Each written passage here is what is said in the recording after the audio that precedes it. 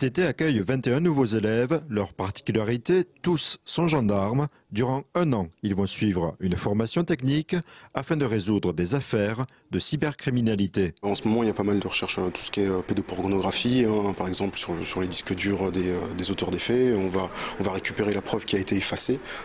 On a des systèmes qui nous permettent de faire ça très bien et pour permettre de confondre l'auteur par rapport à ces éléments.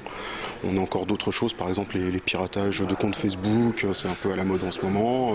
Donc on va étudier les logs, on va remonter les adresses des ordinateurs, on va dire un peu la carte d'identité de l'ordinateur pour permettre de confondre les auteurs. Il faut savoir que dans chaque département, dans chaque région de France, on a des gendarmes dont nous allons faire partie à l'issue de la formation qui sont spécialisés dans la recherche de la preuve numérique, les enquêteurs nouvelles technologies.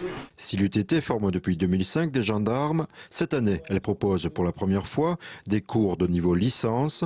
Épaulés par 7 enseignants, les gendarmes devront rédiger un mémoire de fin d'études lié à leurs acquis. Donc système d'exploitation, tout ce qui est réseau sans fil, tout ce qui est téléphonie, investigation au site internet. Je pense que l'objectif maintenant, ça va être d'industrialiser un petit peu tout ça pour essayer de... Enfin, on va faciliter la recherche des criminels. Vous serez amené à certains moments à récupérer des machines, à chercher des choses dedans.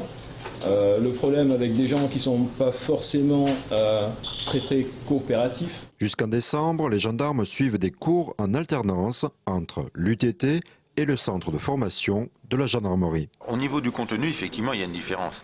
Donc d'un côté, on a une formation qui, au sein de l'école de Fontainebleau, est orientée plus sur la partie juridique et sur les outils qui sont à la disposition des forces de l'ordre pour mener des investigations. Et puis donc sur la partie université, c'est plus une orientation vers le monde de l'entreprise. Donc c'est pour ça qu'ils ont des aspects plus réseau, base de données. Ces cours prévoient également la maîtrise de l'anglais. Internet oblige. Ces gendarmes seront amenés à travailler sur des opérations internationales.